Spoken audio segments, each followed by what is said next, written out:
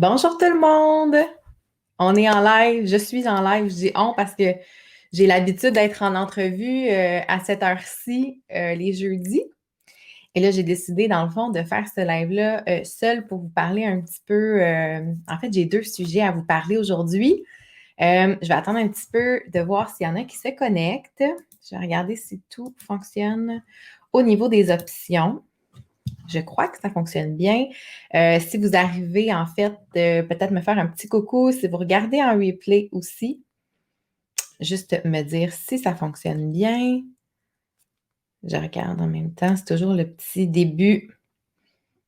Oui, ça fonctionne.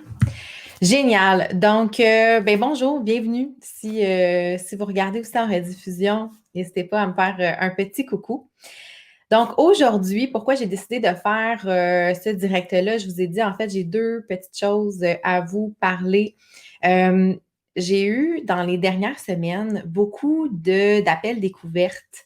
J'ai discuté aussi avec certains entrepreneurs et je me rends compte, en fait, à quel point on a l'impression qu'on peut travailler sur une sphère de son marketing et que ça va influencer toutes les autres sphères magiquement, par magie, si on veut. Puis, ce constat-là, je l'ai fait parce que souvent, on va m'approcher évidemment pour un type de service. Exemple, OK, Mélanie, je veux que tu m'aides avec mes réseaux sociaux. Mais la réflexion doit inclure beaucoup plus d'éléments, en fait. Je regarde les commentaires. Coucou Christine, merci d'être là, fidèle auditrice. Christine qui était là aussi la semaine dernière. Donc, si vous voulez aller voir l'entrevue qu'on a fait ensemble, c'est super sympathique. Donc, n'hésitez pas à me dire coucou quand vous arrivez dans les commentaires. Tu vois ici ma bannière, dites-nous bonjour parce que normalement, je suis avec quelqu'un. Là, c'est moi. Je ne parle pas de moi à la troisième personne.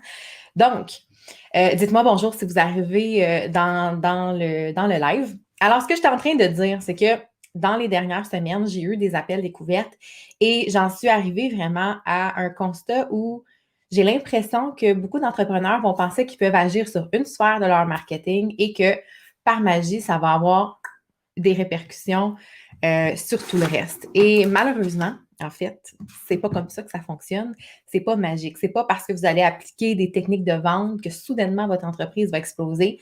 C'est pas parce que vos réseaux sociaux vont être soudainement super bien, disons, il va y avoir beaucoup d'amour dans les publications, puis vous allez avoir une interaction que ça va se traduire en fait avec des ventes. Donc pour moi, c'est important de vous parler un peu de mon approche. Je parle beaucoup, en fait, de synergie entre différents piliers. Et pour moi, ce que ça évoque, c'est vraiment, comme je l'ai dit, une synergie, donc des choses qui sont en interrelation entre les piliers. Et j'ai voulu, en fait, l'exprimer, le démontrer visuellement. Et c'est ce que j'ai fait. Puis j'avais envie de vous le présenter parce que j'ai deux choses à vous dire dans le live aujourd'hui. Ça risque de pas être si long, mais j'avais quand même envie de vous présenter ce fameux modèle-là qui représente en fait mon approche, ce en quoi je crois au niveau du marketing, les piliers fondamentaux de ce qui pour moi est un marketing qui fonctionne et qui est cohérent, qui est authentique. Je vous présente ça tout de suite. As-tu fonctionné? Oui! Ça marche! N'hésitez pas à me dire bonjour dans les commentaires si vous avez des questions, si vous avez le goût d'interagir, c'est le bon moment. Donc ici, je vous parle en fait d'une approche que j'ai appelée le marketing synergique parce que synergie, c'est un mot qui, je pense, décrit le mieux. Tu sais, oui, il y a la cohérence, oui, il y a la cohésion, l'interrelation, mais la synergie, on comprend très bien que toutes ces 8 sphères, parce que moi, j'en ai identifié 8 qui sont pour moi les 8 plus importantes. Je ne sais pas si vous voyez bien, là, je ne sais pas si Christine, tu peux me dire si on voit bien à l'écran au niveau du partage, mais donc c'est ça. Ces 8 piliers, en fait, sont quoi? C'est bon, le positionnement stratégique, le contenu d'attraction, l'expérience client rehaussée, les communications authentiques ou la communication, en fait, qui englobe de tout ça. Une planification intentionnelle. Le mot est vraiment très choisi. Une image de marque cohérente, une analyse éclairante et un produit-service aligné. Pourquoi ces 8 sphères-là, en fait, ces 8 piliers d'action que j'aime appeler, pour moi, ça fait partie d'un tout. Et au centre, pourquoi j'ai choisi, en fait, les entreprises de cœur? Parce que, pour moi, une entreprise qui va tenir en compte de tout ça, le fait avec cœur. Et c'est pour ça que en fait, ça va détacher, si on veut, de la vision très, comment je pourrais dire, plutôt l'ancien marketing où la vente prenait comme tout le dessus au niveau de la stratégie. Donc, pour moi, c'est super important de l'illustrer puis de le démontrer parce que ça, en fait, ça démontre un peu ma vision du marketing, ce en quoi je crois profondément. Donc, le positionnement stratégique, ben, vous avez sûrement déjà entendu parler de ça. En fait, on entend beaucoup le fait de se positionner comme un expert. Moi, ce que j'ai envie de vous dire, c'est pas ça qui est important. C'est pas de se positionner nécessairement comme étant un expert, mais c'est de se positionner sur son marché, sur les axes qui font du sens dans notre stratégie. Évidemment, en synergie avec tout le reste, vous l'aurez compris. Au niveau du contenu d'attraction, ben, c'est important. Hein? Moi, j'en parle beaucoup des stratégies de marketing de contenu. Le contenu doit amener les gens à adhérer à vos croyances, à votre vision de ce que vous faites. C'est ce qui amène les gens, en fait, à vous suivre et à aimer ce que vous faites, qui vont, ce qu'on l'espère, en fait, vont devenir après des clients de votre entreprise. Donc, c'est important. Et souvent, quand on fait appel à mes services, on est dans cette optique-là très vision en stylo où, OK, on veut avoir du contenu d'attraction, on veut travailler sa stratégie de réseaux sociaux, mais sans nécessairement penser aux autres piliers d'action. Je pense notamment aux produits, services alignés dont je fais référence. Pour moi, c'est un non-sens de penser que à votre stratégie marketing sans s'être posé vraiment la question, est-ce que le produit ou le service que j'offre est celui qui répond aux besoins de mes clients? Est-ce que c'est vraiment ça dont ils ont besoin, ce qu'ils ont envie aussi, parce qu'il y a une notion de désir et de besoin qui est importante là-dedans. Fait que pour moi, c'est une grave erreur de ne pas se poser cette question-là. C'est pour ça que pour moi, quand on parle de produits-services alignés, c'est oui d'aligner avec ce que votre clientèle désire, mais c'est aussi aligné avec votre positionnement, avec le contenu, avec tout le reste. Hein. Vous l'avez compris, là, je me répète, synergie, tout ça est en interrelation. Après ça, bien, si je vais du côté de l'analyse éclairante, je le sais que c'est plate de regarder ces chiffres, de monitorer ses actions, de se faire des tableaux de bord, de regarder où en est la progression. Je le sais que c'est pas le fun à faire, mais c'est important de le faire. Puis le mot éclairante, pour moi, vient donner un sens parce que c'est pas juste une question d'avoir des métriques qui font plaisir à notre ego, de voir combien j'ai d'abonnés sur Instagram. C'est pas ça une analyse éclairante. C'est de regarder ce qu'on a fait comme action. Ça leur a apporté quoi, mais pas juste en termes de chiffres, en termes de vente, en termes de répercussions. Tu sais, moi, je le sais que des fois, je fais des vidéos, puis, tu sais, des vidéos enregistrées. Puis sur le coup, tu sais, des fois, je suis un peu déçue. Je me dis, ah, Colin, j'ai pas beaucoup de gens qui ont aimé, qui ont commenté, qui ont interagi avec ma vidéo. Et pourtant, dans la même semaine, je vais avoir des gens qui vont m'écrire en privé. J'ai vu ta vidéo, j'ai aimé tel sujet, j'aimerais ça te parler de mon projet. Donc, tu sais, c'est essayer de faire cette analyse-là en laissant l'ego de côté.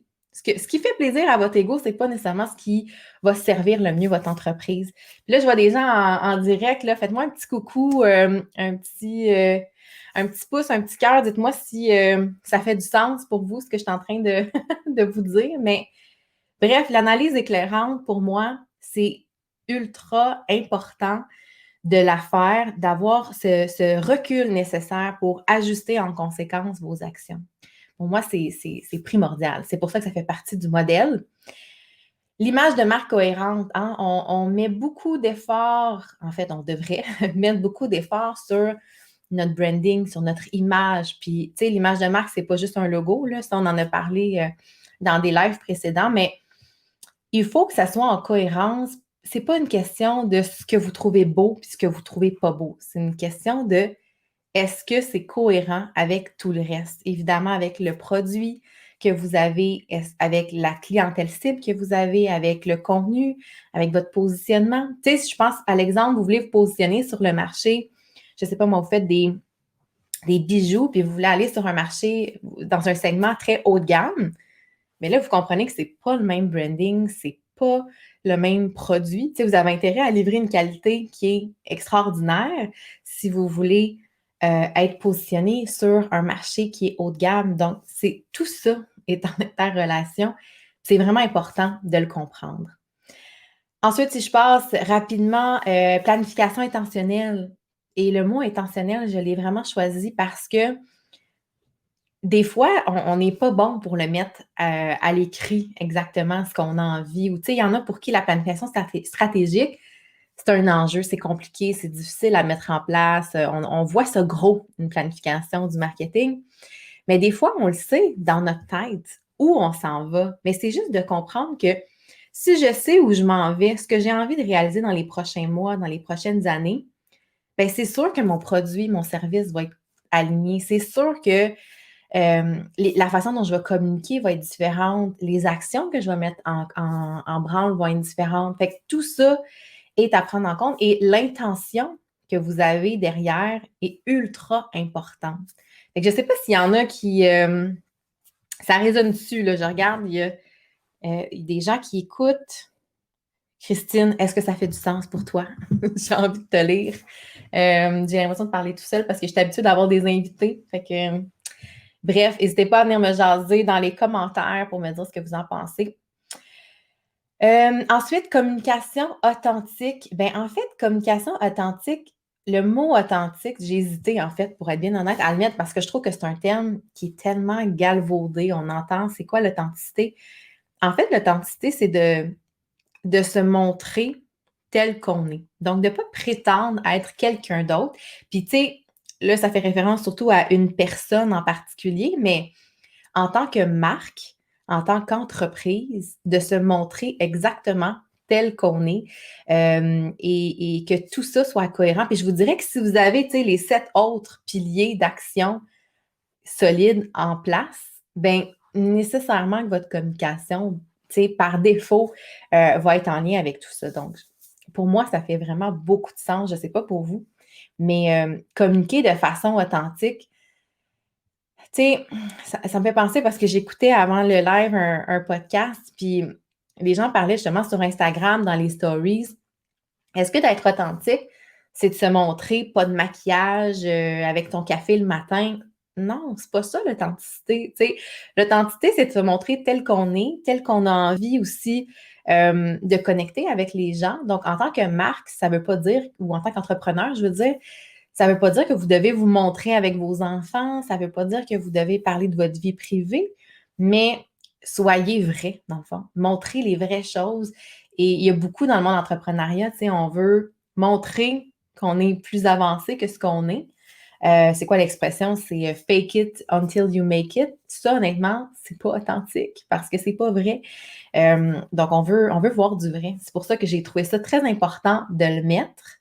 Je vois un commentaire de Christine. Oui, ça fait full de sens. Son visuel est parfait et aussi démontre vraiment tout ce qui est nécessaire. Merci, Christine. Je suis contente que ça te parle comme tu œuvres vraiment dans ce domaine-là, toi aussi, de voir qu'est-ce que l'entreprise a envie de mettre sur ses réseaux sociaux. Est-ce que c'est cohérent avec tout le reste? Puis je suis persuadée que tu te poses aussi des fois la question quand tu vois certains clients. En fait, c'est que des fois, comment je disais, j'avais un appel, je saute du coq à l'âne, mais j'avais un appel hier avec une potentielle cliente qui me disait, tu sais, des fois, on voit le site web d'une entreprise, c'est beau, c'est design, c'est magnifique. Et on va se rendre en boutique. Là, je prends l'exemple d'une boutique, là, un commerce ayant pignon sur rue, mettons.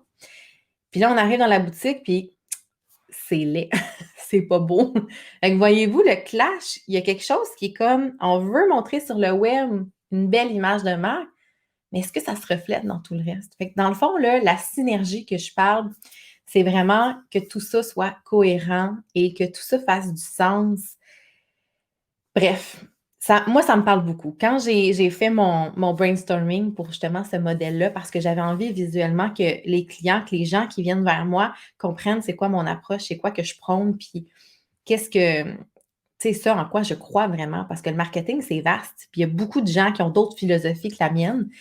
Puis quand j'ai fait mon brainstorming, honnêtement, là, j'en ai eu des frissons parce que je me suis dit, je suis vraiment proche de, tu sais, de ma vérité en termes de vision du marketing.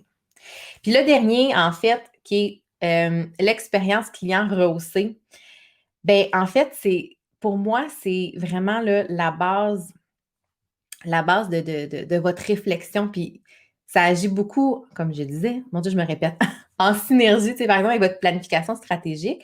Quand vous allez penser à vos processus d'affaires, vos processus d'acquisition de clients, vos processus, une fois que les gens sont clients avec vous, comment vous interagissez, à quel moment vous intervenez dans le processus, tout ça, ça fait partie de l'expérience client, d'aller au-devant des demandes, au-devant des besoins, de répondre à ces besoins-là. Euh, donc, rehausser, c'est qu'on offre habituellement une expérience client, mais là, c'est dans la réflexion de se dire, OK, comment je peux lever la barre un peu plus haut? Comment je peux me démarquer par cette expérience client-là? Donc, voilà, ça, c'était les huit piliers d'action dans ma vision, en fait, du marketing, qui, moi, je l'ai appelé le marketing synergique parce que ça résume tout. Dans le fond, la synergie entre ces 8 piliers-là. J'ai Marie-Pierre, synergie, cohérence, alignement, j'adore. Cool, je suis contente que ça te parle, Marie-Pierre. Tu sais, je trouve qu'il y a une façon d'amener une vision différente. Puis moi, j'ai envie de contribuer à ça, que ça soit pas... tu sais, le marketing, des fois, ça fait peur à des entrepreneurs qui sont plus... tu sais, moi, j'ai dit... en fait, j'ai inscrit dans mon modèle entreprise de cœur, mais ça s'applique aussi, mettons, à des entreprises, des fois, qui sont plus dans le domaine du bien-être, dans le domaine de la spiritualité, par exemple. Puis souvent, le marketing, pour ces gens-là, ces entrepreneurs-là, c'est vu un peu comme un passage obligé ou un peu un démon. Puis c'est ce que j'ai envie que le clash ne soit plus fait. Tu sais, il y a façon d'être intentionnel, d'être vrai, d'être cohérent, d'être aligné, tout en étant stratégique. Tu sais, l'un va avec, l'un va pas sans l'autre. C'est ça. C'est ça que je voulais dire. L'un va pas. Bref, vous avez compris. Fait que, je reviens ici. Fait que ça, c'était la première chose que j'avais envie de vous partager dans mon live aujourd'hui. Donc, la raison pourquoi je suis seule aujourd'hui, j'avais le goût de vous partager ça. Et l'autre élément que j'avais envie de vous partager, c'est que je me suis vraiment posé des questions par rapport à la vision du groupe Facebook, OK? Parce que moi, j'ai eu beaucoup de résistance à lancer un groupe Facebook pour mes clients potentiels ou juste pour justement partager du contenu en lien avec ma vision du marketing. J'ai résisté énormément à ça parce que il y en a tellement des groupes Facebook en ce moment. Ça pousse comme des champignons. Puis c'est toujours dans l'optique de se dire, bien, comment je peux faire les choses différemment, comment je peux apporter ma couleur là-dedans, dans une abondance de groupes Facebook. Et bien, vous le savez peut-être pas, ceux qui écoutent, je ne sais pas tout, je ne vois pas tout le monde qui est là, mais tu sais, moi, j'ai une clientèle et j'ai un désir, en fait, plutôt, de vulgariser les concepts de marketing, de ramener un peu les choses à la base, que ce soit concret et que ce ne soit pas vu comme étant quelque chose d'ultra complexe qui fait qu'on a besoin de dépenser des milliers de dollars pour se faire conseiller. Oui, on a besoin d'être coaché, oui, on a besoin d'acquérir des connaissances, mais ce que je veux dire, c'est qu'on n'a pas besoin de tout maîtriser pour faire une bonne stratégie marketing. Je ne sais pas si c'est clair là, ce que je dis, mais bref, tout ça pour vous dire, préambule, que je lance en fait mon groupe Facebook qui s'appelle le marketing web à votre portée. Puis là, quand je vous dis je lance, là, le groupe, je l'ai créé, mon Dieu, en octobre. Mais comme je vous dis, j'avais beaucoup de réticence, j'avais beaucoup de résistance plutôt à le lancer. Donc, je vais juste vous montrer, je ne sais pas si je vais être capable de partager le groupe, juste pour que vous puissiez le reconnaître. Ah ouais, je pense qu'on va le voir. Là, j'ai aucune idée ce que vous voyez. Ah ouais, ça marche. OK. Donc, quand je vous dis le nouveau groupe Facebook, on est 2 membres. dont moi et moi. Moi et ma page Facebook. Fait que c'est vraiment là, tout nouveau, tout chaud. Fait que je vous invite, en fait, je vais mettre le lien dans le live pour venir vous joindre. Mais ce que j'ai envie, c'est vraiment de prôner par l'exemple. J'ai envie de partager mon contenu. On le sait avec l'algorithme Facebook en ce moment, c'est des fois, c'est plus difficile d'être vu, sans passer nécessairement par la publicité Facebook. Puis moi, j'ai envie de pouvoir garder contact avec, disons, le noyau dur des gens qui aiment ce que je fais puis qui aiment le contenu. Puis j'ai envie de redonner un peu à ces gens-là. Et le groupe, c'est une belle façon de garder, en fait, les contenus à un endroit qui soit facilement accessible pour les entrepreneurs. Fait que je ne sais pas si vous allez faire votre demande, mais je vous invite cordialement à le faire. Puis je vous invite aussi à partager si vous connaissez des entrepreneurs qui ont besoin de revenir à la base, qui ont peu de connaissances techniques. Tu sais, moi, je me fais un devoir de vulgariser les concepts, de rendre ça simple. C'est ce que j'aime faire. Je le dis souvent, mais tu sais, moi, j'ai cette patience-là d'expliquer les choses, de les rendre simples. Et ben c'est ça. Pour ça, à votre portée, c'est aussi un petit jeu de mots hein, avec portée organique. Hein, il y a comme un petit concept et c'est aussi de ramener ça sur le terrain des vaches, comme on dit. J'ai Dani qui me demande si j'ai le lien. Hey, je pense que j'ai réussi. Oui, je pense que ça va marcher. Je viens de mettre le lien. Oui, OK. Excuse-moi, mon Dieu, Dani, je suis comme. Je voyais ton nom, mais je ne voyais pas ta photo. Fait que j'ai mis le lien. Un peu, je vais l'afficher ici. Dans les commentaires, vous devriez le voir apparaître. Fait que partagez, en fait, aux entrepreneurs que vous connaissez qui ont peut-être envie de revenir à la base, comme je le disais, d'apprendre les concepts. Moi, j'ai vraiment envie d'avoir un lieu, entre guillemets, un lieu, un safe space, comme on dit, qui fait qu'on se retrouve, en fait, entre nous pour justement poser des questions de base et ne pas avoir le sentiment, la peur du jugement, puis d'avoir le contenu nécessaire, en fait, pour avancer dans cette stratégie marketing. Je vais enlever ça. Yay! Donc, j'ai un premier membre qui va se joindre, je pense que c'est Dani. Je vais aller voir ça après. Fait qu'écoutez, c'est vraiment... c'est tout ce que j'avais à vous partager aujourd'hui. Je voulais vous présenter mon modèle, mon approche de marketing. Je voulais vous partager, en fait, mon nouveau groupe Facebook. Comme je vous dis, c'est tout nouveau, tout beau. On est deux, c'est moi avec moi-même. Fait que j'ai hâte de vous retrouver sur le groupe et je vous souhaite une superbe journée. Et on se retrouve la semaine prochaine. J'attends une confirmation, mais on se retrouve la semaine prochaine avec un invité, donc en entrevue. Donc, bye tout le monde. Je vous souhaite une belle journée. Bye bye.